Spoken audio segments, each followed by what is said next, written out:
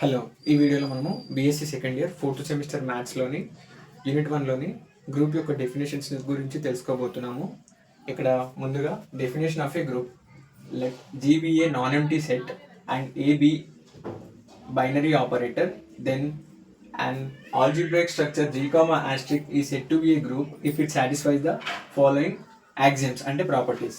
So ఇక్కడ వాళ్ళు ఏం చెప్తున్నారంటే, ఇక్కడ G అనే ఒక గ్రూప్లో ముందుగా ఒక గ్రూప్ G అనే గ్రూప్ తీసుకున్నాము. ఇక్కడ 1 2 3 4 ఈ యొక్క G అనే ఒక గ్రూప్కి వీటికి ఒక బైనరీ ఆపరేటర్ ఆస్టిక్ అనే బైనరీ ఆపరేటర్ వాడాము. ఇక్కడ మనము ఆస్టిక్ అని వాడచ్చు, లేదా ప్లస్ మైనస్ ఇంకా మనము ఈ విధంగా మనం ఇక్కడ ఆపరేటర్స్ ఏమైనా వాడచ్చు.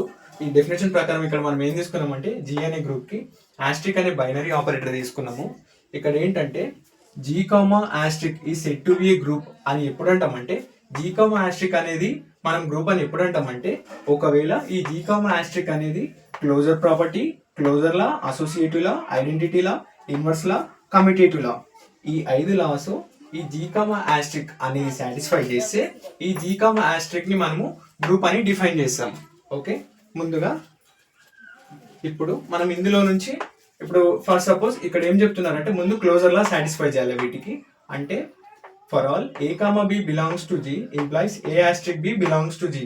అంటే ఈ G అనే గ్రూప్ లో నుంచి A వాల్యూ B వాల్యూను రెండింటిని సపరేట్ గా తీసుకొని వాటి మధ్య ప్రోడక్ట్, ఇక్కడ ఆస్ట్రిక్ అని ఎందుకు తీసుకున్నాం అంటే, మనం ముందుగా ఇక్కడ ఆస్ట్రిక్ అని తీసుకున్నాం కాబట్టి మళ్ళీ ఇక్కడ మనం ఆస్ట్రిక్ తోటే మొత్తం ఇది ఈ గ్రూప్ డెఫినేషన్ అంతా డిఫైన్ చేస్తున్నాం. ఒకవేళ మనం ఇక్కడ ఆస్ట్రిక్ కాకుండా వేరే ఏదైనా సింబల్ తీసుకున్నాం అనుకో, వాటి ద్వారా కూడా మనము ఈ గ్రూప్ డెఫినేషన్ మొత్తం డిఫైన్ చేయొచ్చు. ఓకే, మనం ఇక్కడ ఆస్ట్రిక్ అని తీసుకున్నాం కాబట్టి ఇప్పుడు ముందు అది క్లోజర్ లా సాటిస్ఫై చేయాలి. క్లోజర్ లా ఏ విధంగా సాటిస్ఫై చేస్తామంటే, ఈ గ్రూప్ లో నుంచి ఏ వాల్యూ బి వాల్యూ రెండు సపరేట్ గా తీసుకొని వాటి మధ్య ప్రోడక్ట్ చేసి వచ్చిన ప్రోడక్ట్ కూడా ఈ గ్రూప్ లో ఉన్న వాల్యూ వస్తే అది closure law. Okay, so closure law satisfy చేయాలి. అలాగే ఇప్పుడు అసోసియేటివ్ లా ఏంటంటే, ఈ గ్రూప్ లో నుంచి మనం ఒక 3 వాల్యూస్ తీసుకోవాలి. ఆ 3 వాల్యూస్ మధ్య మనం ప్రోడక్ట్ చేయాలి. A Austric B Austric C equal to A Austric B of B Austric C. ఈ రెండు ఈక్వల్ ఉంటే మనము వీటిని మనము గ్రూప్ డెఫినేషన్ లో ఒక second condition.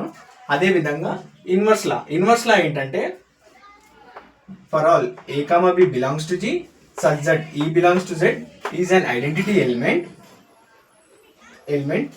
if A Austric E equal to A ఈ ఆస్ట్రిక్ ఏ. అంటే ఇక్కడ ఏంటంటే, ఈ గ్రూప్ లో నుంచి మనం ఏ వాల్యూ తీసుకోవాలి, అలాగే ఇంటీజర్స్ లో నుంచి ఈ వాల్యూ వీటి మధ్య ఐడెంటిటీ చేస్తే మనకు a asterisk equal to a equal to e asterisk A.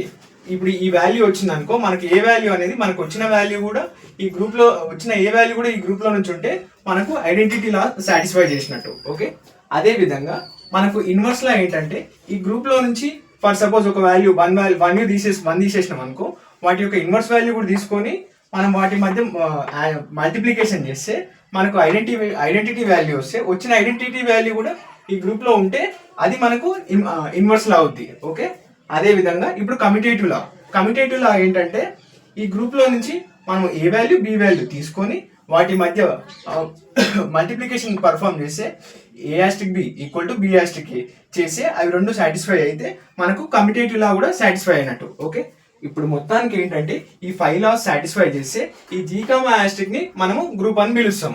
Okay, మీకు ఏమైనా డౌట్స్ ఉంటే కామెంట్ చేయండి మళ్ళీ. అదే విధంగా ఇప్పుడు నెక్స్ట్ డెఫినేషన్ ఏంటంటే, ఎబిలియన్ group. A group G, asterisk is set to B ఎబిలియన్ group if it satisfies commutative property. అంటే ఏంటంటే, ఎబిలియన్ గ్రూప్ అంటే ఏంటంటే, G, ఆస్ట్రిక్ అనే గ్రూపు కమ్యూటేటివ్ ప్రాపర్టీని సాటిస్ఫై చేస్తే ఆ గ్రూప్ ని మనము ఎబిలియన్ గ్రూప్ అని అంటాము.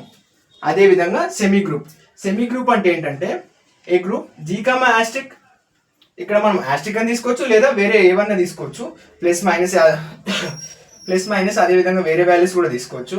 ఏ group G, asterisk is set to be a semi group if it satisfies associative property. ఇక్కడ ఎబిలియన్ గ్రూప్ కేమో కమ్యూటేటివ్ ప్రాపర్టీ సాటిస్ఫై చేయాలి, సెమీ గ్రూప్ కేమో అసోసియేటివ్ ప్రాపర్టీ సాటిస్ఫై చేయాలి. Okay, done. ఇప్పుడు ఆర్డర్ ఆఫ్ ఏ గ్రూప్ ఏంటంటే, the number of elements present in a group G is called order of a group. It is denoted by modulus of G or O of G. So order of a group అంటే ఏంటంటే ఇక్కడ ఒక group ఉంది, ఆ group లో ఎన్ని number of elements present ఉన్నాయో అదే ఆ గ్రూప్ యొక్క ఆర్డర్. సో ఇప్పుడు ఇక్కడ ఒక ఎగ్జాంపుల్ ఉంది, g equal to 1 - 1 i - a.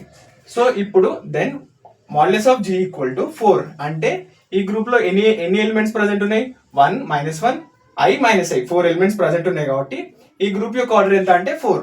అదే విధంగా ఈ గ్రూప్ యొక్క ఆర్డర్ 1 w ఒమేగా స్క్వేర్, ఈ 3 ఉన్నాయి కాబట్టి వీటి యొక్క ఆర్డర్ 3, ఇక్కడ 2. అదే విధంగా ఇక్కడ 1 omega square up to so on omega power n - 1. So ఇక్కడ ఎన్ని ఎలిమెంట్స్ ఉన్నాయంటే ఈ గ్రూప్ యొక్క ఆర్డర్ ఎంత అంటే modulus of n. Okay, so ఇప్పుడు మనము గ్రూప్ యొక్క డెఫినేషన్ తెలుసుకున్నాము. మీకు ఇక్కడ ఏమైనా డౌట్స్ ఉంటే మళ్ళీ కామెంట్ చేయండి.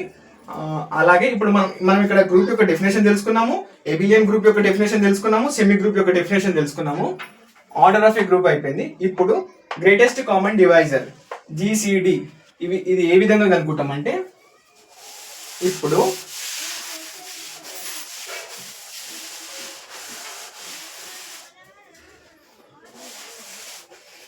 సో ఒక 2 నెంబర్స్ తీసుకుందాము. ఇక్కడ 25, 60 వీటి మధ్య ఎల్సిఎం చేస్తే 5 5 25, 5 1 5, ఇక్కడ 5 2 10, డన్.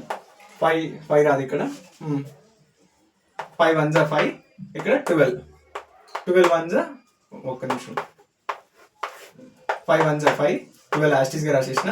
ఇప్పుడు 12 1 12. ఓకే, వీటి మధ్య ఈ రెండిట్లలో కామన్ నెంబర్ ఏంటంటే 25, 60లో కామన్ నెంబర్ ఎంత అంటే 5. సో ఇప్పుడు 25కి 60కి ఎల్సిఎం చేసినాము, వీటి మధ్య కామన్ నెంబర్ ఏమొచ్చిందంటే 5 వచ్చింది. మనం ఇది ఈ విధంగా కాకుండా మనం డిఫరెంట్గా చేద్దాము.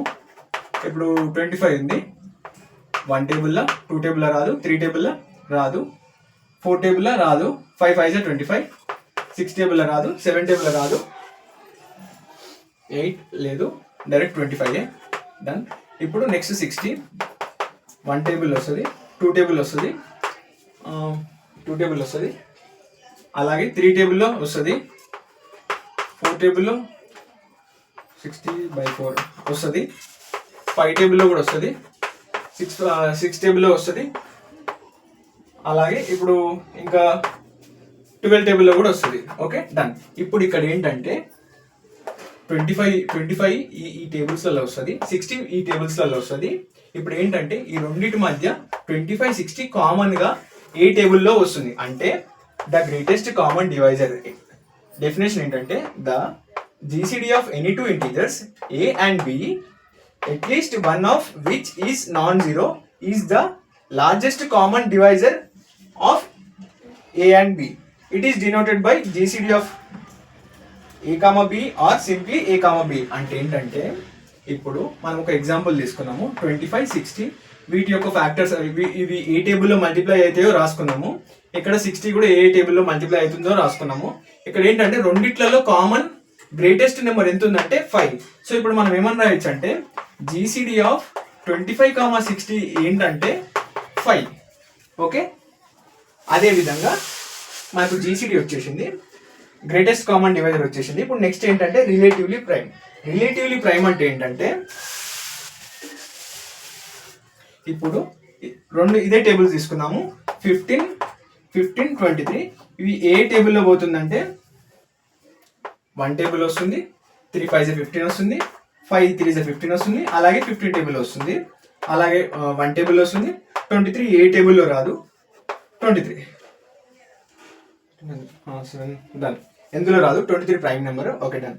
ఇప్పుడు ఏంటంటే ఇప్పుడు మనం రిలేటివ్ ప్రైమ్ గురించి మాట్లాడుకుంటున్నాము. Two non zero integers a, b are set to be relatively prime if GCD equal to 1. అంటే ఏంటంటే ఈ GCD ఈక్వల్ టు 1 వస్తే, greatest common divisor equal to 1 వస్తే ఆ 2 నెంబర్స్ని మనము రిలేటివ్లీ ప్రైమ్ అంటాం. ఏంటంటే ఇప్పుడు 15 యొక్క మల్టిపుల్స్ రాసుకుంటే మనకు 1 ఉంది, 3 ఉంది, 5 ఉంది, 15 ఉంది. 23 యొక్క మల్టిపుల్స్ రాసుకుంటే 1 23 ఈ రెండే ఉన్నాయి. ఇందులో కామన్ గా ఉన్న నెంబర్ ఏంటంటే 1. సో ఇప్పుడు ఇప్పుడు మనము జీసీడీ ఆఫ్ 15,23 ఈక్వల్ టు ఎంత వచ్చిందంటే కామన్గా రెండిట్లలో కామన్గా ఈక్వల్ టు 1 ఉంది కాబట్టి సో ఈ నెంబర్ అనేది రిలేటివ్లీ ప్రైమ్. ఓకే, మీకు ఎక్కడైనా ఏమైనా డౌట్స్ ఉంటే కామెంట్ చేయండి. అలాగే మన ఛానల్ని లైక్ చేయండి, షేర్ చేయండి, సబ్స్క్రైబ్ చేయండి. Okay, thank you.